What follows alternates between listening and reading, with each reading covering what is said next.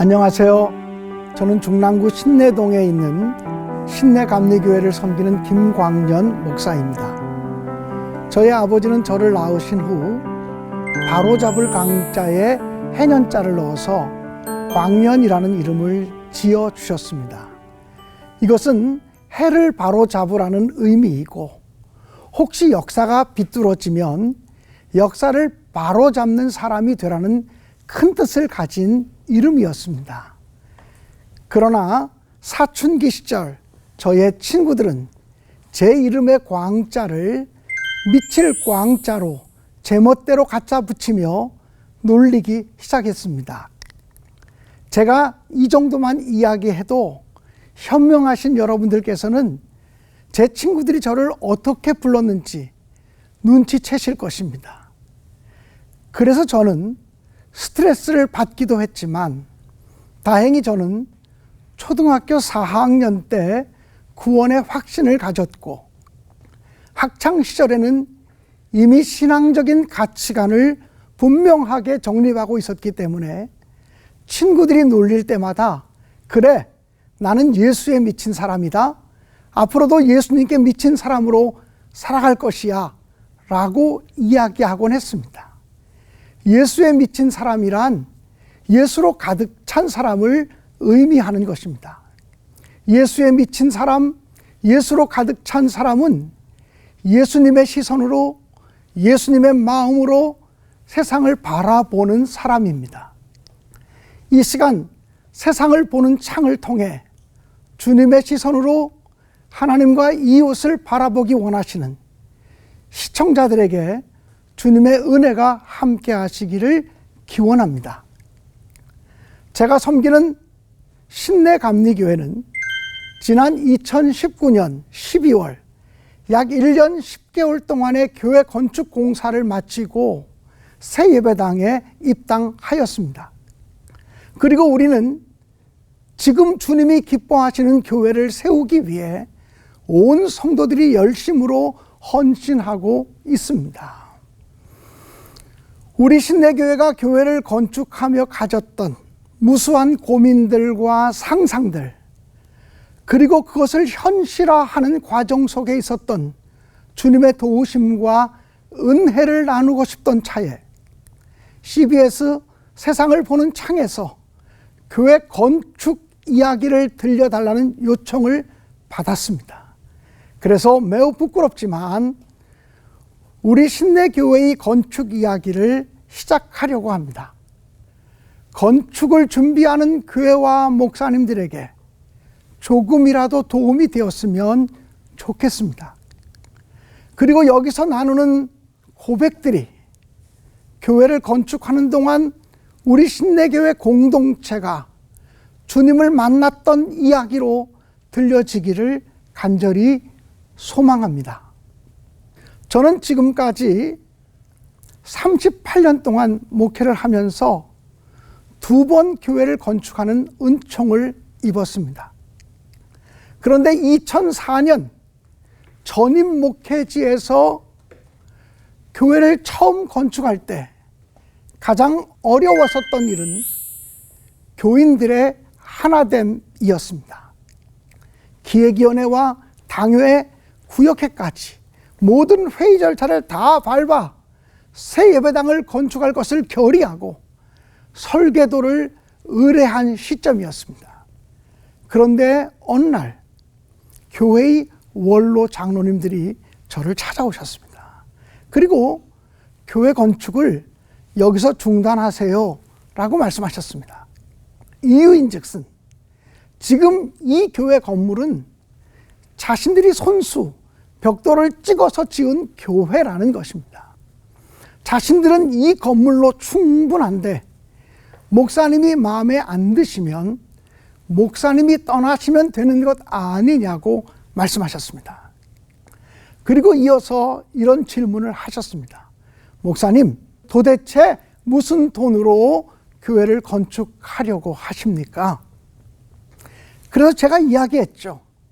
우리 교회의 상황을 누구보다 장로님들이 잘 아시지 않습니까? 우리 모두가 최선을 다해 기도하면서 믿음으로 해야지요 이렇게 말하였더니 그중 한 분이 정색을 하며 저에게 말했습니다. 목사님, 믿음으로 하지 마시고 계산해 보시고 하세요. 저는 목사님들이 대책 없이 일을 버려놓고 믿음으로 하자, 기도하자는 말을 용납할 수가 없습니다. 믿음으로 하지 마세요. 그리고 그분들은 한마디를 더 덧붙였습니다. 목사님, 건축 못 하실 거예요. 우리를 5명의 장로로 보지 마십시오. 우리 가족과 자녀들, 친척들까지를 포함하면 엄청난 숫자입니다. 라며 선전포고를 하시더라고요. 그런데 저는 목사를 찾아와 믿음으로 하지 마세요, 이렇게 말씀하는 소리를 듣고 오히려 더욱 용기가 생겼습니다. 왜냐하면 이 말이 하나님이 기뻐하시는 말이 아니라는 사실을 분명히 알았기 때문입니다. 그러나 교회 건축은 교인들의 마음이 하나가 되어도 힘든 일인데 하나된 마음으로 전진하지 못하고 있으니 날마다 영적 전쟁을 치르는 기분이었습니다. 건축이 끝나갈 무렵 저는 재정적인 어려움까지 가중되면서 큰 스트레스를 받았습니다.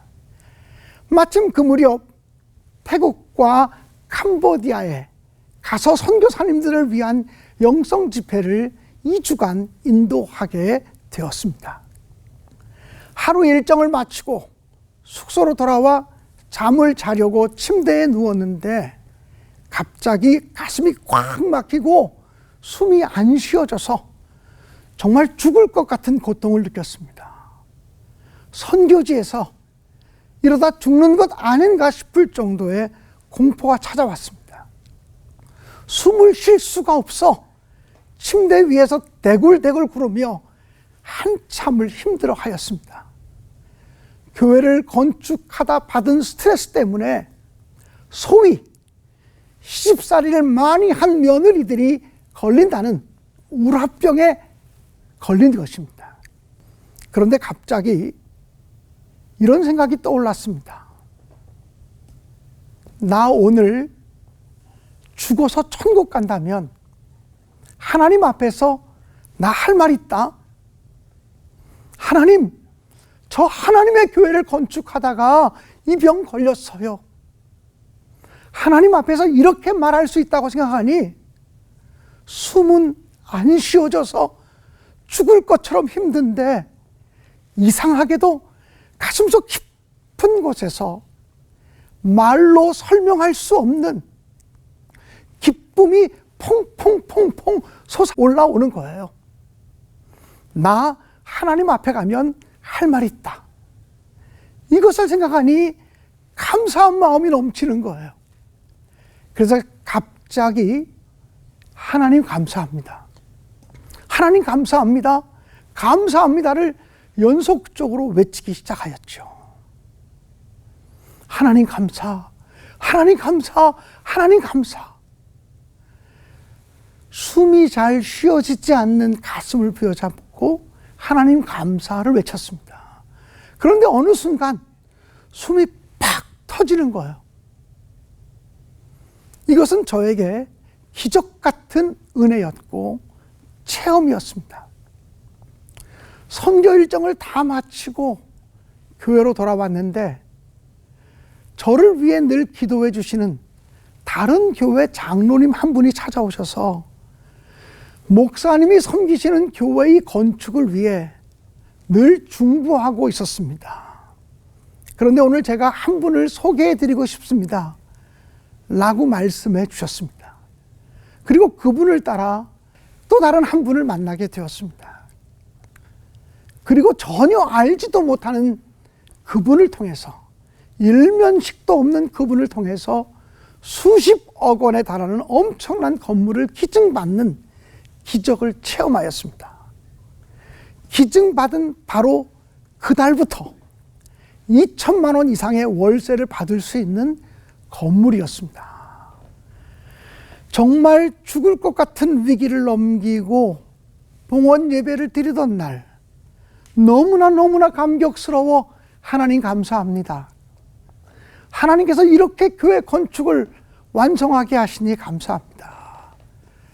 제가 목회하는 동안 교회 건축을 한 번 더 할 수 있는 은총을 주신다면 기꺼이 감당하겠습니다라고 기도하였습니다. 지금 생각해 보니 너무나도 벅찬 감동에 무심코 드린 기도였습니다. 그런데 하나님께서는 그 기도를 기억하시고 10년 전 지금 제가 목회하는 신내교회로 목회지를 옮기게 하셨습니다. 지역 재개발로 건축을 앞두고 있는 교회임을 알게 되었을 때 부담스러웠지만 제가 하나님께 드린 기도가 떠올라서 하나님의 부르심이라 느껴지며 즉각적으로 순종하였습니다. 그러나 막상 부임해 보니 준비되어진 건축 자금은 전혀 없었고 보상금만으로는 엄두도 못 낼 일이었습니다. 그리고 교인들도 어떻게 교회를 건축해야 할지 방법을 찾지 못하고 있었습니다. 그런데 저는 여기서도 똑같은 문제 앞에 서게 되었습니다. 저를 쳐다보는 많은 교인들은 담임 목사가 대책도 없이 믿음으로 할까봐 걱정하는 눈빛이었고, 목사님 제발 믿음으로 하지 말아주세요, 잘 계산해보고 하세요 라는 사인을 보내고 있었습니다. 교회 건축보다 더 중요한 일은 우리들의 믿음 건축이었습니다. 교회 건축을 준비하며 신경 써야 할 일과 결정해야 할 일은 한두 가지가 아니었습니다. 그러나 무엇보다 더 중요한 일은 건강한 교회론에 입각한 교회를 세우는 일이었습니다.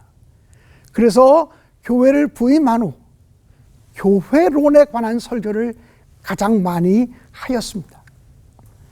교회의 본질적인 사명은 선교와 교육과 친교와 봉사임을 강조하였습니다. 그리고 교인들이 교회의 본질적인 사명을 망각하지 않도록 반복적으로 교육하고 또 교육하고 강조하였습니다. 그리고 교회 건축은 교회의 본질적인 사명이 아니라 시대적인 사명임을 잊지 말자고 선포하였습니다. 우리 교회가 지역 재개발로 교회를 건축해야만 하는 상황이지만 어떠한 경우에도 교회의 시대적인 사명과 시대적인 요청이 본질적인 사명보다는 앞설 수 없다는 것을 여러 장소에서 다양한 방법으로 교우들과 나누었습니다. 그래서 우리 교회는 교회를 건축하는 동안에도 선교와 교육과 구제 그리고 친교 등의 영역에 있어서 긴축 재정을 편성하지 않기로 결의하였습니다. 어차피 우리의 능력과 우리가 가진 재정으로는 감당할 수 없는 일이니 하나님이 기뻐하시는 방법대로 해보자는 결정이었습니다. 그리고 우리 교회가 물질보다는 하나님의 뜻을 앞세운다는 것을 고백하고 실천한다는 의미에서 먼저 준비되어진 건축 헌금을 아낌없이 선교 헌금으로 성별하기로 하였습니다. 그래서 그동안 수고했던 부담임 목사를 개척시키기로 결정하고 자금을 전담하였습니다. 그리고 부담임 목사를 도와 개척교회를 함께 세우기를 원하는 사람은 장로나 권사나 집사나 청년이나 누구라도 함께 할 수 있다고 독려하며 교회를 건축하기 전에 우리의 선교적인 의지를 피력하였습니다. 건축을 앞둔 시기에 교인들까지 개척교회로 보내서 섬기도록 권면하는 결정을 하는 것은 참으로 어려운 일이었고 제게도 많은 기도와 용기가 필요했습니다. 가장 어려울 때 어려운 일을 시도하며 우리의 믿음을 새롭게 하자고 도전하였습니다. 어느 날인가 교회 마당에서 교인들이 하는 말을 스쳐듣게 되었습니다. 교회의 주인은 목사가 아니라 교인들이다. 그러니 우리 교인들이 정신을 바짝 차려야 한다. 교회를 짓다가 문제가 생기면 목사님은 떠나면 그뿐이지만 나머지는 우리 교인들이 다 책임져야 한다. 그 순간 담임 목사를 신뢰하지 못하는 성도들에 대한 연민의 마음과 성도들에게 신뢰를 주지 못한 목사로서 한이 없는 부끄러움을 느꼈습니다. 그래서 얼마 동안 준비 기도를 한 후 설교 시간에 조심스럽게 교인들에게 마당에서 들은 이야기를 솔직하게 나누었습니다. 신내동에 세워진 지역교회, 즉 로컬 처치를 기준으로 한다면 60년 동안을 이 교회에서 신앙생활을 하며 헌신하신 여러분이 이 교회의 주인입니다. 그리고 지금 여기서 말씀을 전하는 목사는 스쳐 지나가는 나그네일 수 있습니다. 인정합니다. 저는 여러분보다 이곳 신내교회에 늦게 온 나그네 목사입니다. 그러나 그 누구보다 앞장서서 교회 건축을 위해서 헌신하겠습니다. 절대로 중간에 도망가지 않고 포기하지도 않을 것입니다. 그리고 이 나그네 목사만큼 헌신할 사람 5명만 있으면 교회를 능히 세울 수 있을 것입니다. 아니 3명만 있어도 교회는 세워질 것입니다. 65년 이상 된 이 교회에 담임으로 부임한 지 2년도 안 된 나그네 목사만큼 헌신할 사람이 5분이 없겠습니까?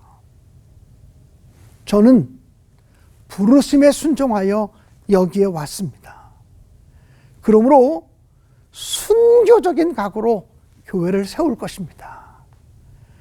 그러니 담임 목사를 신뢰하시기를 바랍니다. 교회를 건축하는 것은 준비부터 완성까지 5년 이상의 길고 긴 영적 전쟁을 치르는 시간입니다.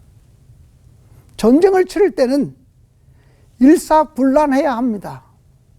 사공이 많으면 배가 산으로 갈 수밖에 없습니다. 부족하지만 담임 목사를 신뢰해 주십시오. 함께 거룩한 사명을 감당하십시다 라고 설교하였습니다. 그리고 저는 교회 건축을 준비하면서 우리 교회는 3다의 신앙을 가지고 전진하자고 선포하였습니다. 즉 다시 말하면 한다, 된다, 좋다의 믿음을 가지고 전진하자고 공포한 것입니다. 사실 이것은 지금 고인이 되신 선배 목사님이신 한영재 목사님께서 교회를 건축할 때 공포하셨다는 표어인데 성도들이 이런 믿음과 각오를 가지면 좋겠다는 생각이 들어서 저도 3다의 신앙을 선포한 것이었습니다.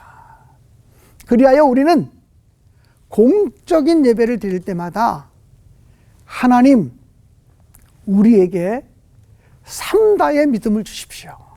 하나님, 우리에게 한다, 된다, 좋다의 믿음을 주옵소서. 이렇게 반복적으로 기도하였습니다. 그리고 일치된 순종과 적극적인 믿음으로 주님의 교회를 세우게 하옵소서라고 간구하였습니다. 참으로 감사한 것은 우리가 같은 기도를 지속적으로 드리게 되자 성령님께서 우리 모두가 한 마음이 되도록 서서히 변화시켜 주셨습니다. 오늘 저희 교회 건축에 대한 첫 번째 이야기를 마무리하면서 꼭 드리고 싶은 말씀이 있습니다. 아무리 강조해도 부족함이 없는 말씀이 있다면 교회는 건물이 아니라 사람입니다. 그러므로 건물로서 교회를 세우는 일보다 더 중요한 일은 하나님의 사람을 세우는 일입니다. 저는 지금도 하나님의 일꾼을 세우는 것이야말로 가장 위대한 교회 건축임을 확신합니다. 그러나 저의 지난 목회를 되돌아보면 때를 따라 건물로서의 예배당을 지어야 하는 교회의 시대적인 사명 앞에 설 때가 있음을 알았습니다. 저희 교회가 지역 재개발로 교회를 건축하지 않으면 안 되는 상황 속에 놓인 것처럼 말입니다.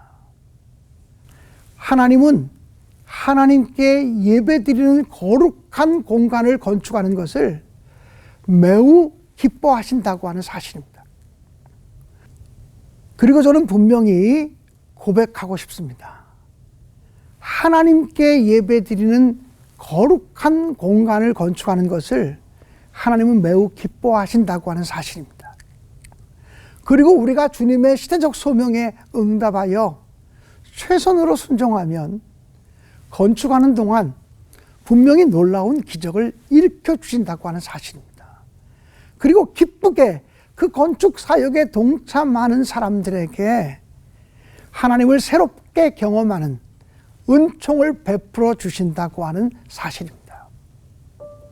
우리 신내감리교회는 교회를 건축하는 동안 교회의 본질적인 사명이 무엇인지를 먼저 자각하였습니다. 그리고 순간순간마다 믿음을 사용하기를 간절히 원했고 부족하지만 믿음으로 도전하였습니다. 무엇보다 건축하는 과정이 믿음의 여정이어야 한다고 생각을 했습니다. 그래서 우리는 물질보다 하나님을 의지하고 있는지를 늘 살폈습니다. 교인들이 한마음 되기를 간절히 원했고 그 일을 위해 가장 많이 기도하였습니다. 건축하는 동안 우리들의 믿음도 새롭게 건축하게 해달라고 간절히 기도하였습니다. 건물을 세우는 것이 최종 목표가 아니었기에 건축을 진행하는 동안 지역 사회에 어떻게 좋은 이미지를 심을 수 있을지 늘 주의를 기울였습니다. 지금 교회 건축을 진행하고 있는 교회들과 목사님 그리고 성도들에게 박수를 보냅니다. 그리고 지금도 교회 건축을 앞두고 기도하며 고민하며 하나님의 도우심을 구하는 모든 믿음의 동역자들에게 소리 높여 응원의 함성을 올려드리고 싶습니다. 그 거룩한 믿음의 여정에 성령 하나님의 위로가 임하시기를 기도합니다.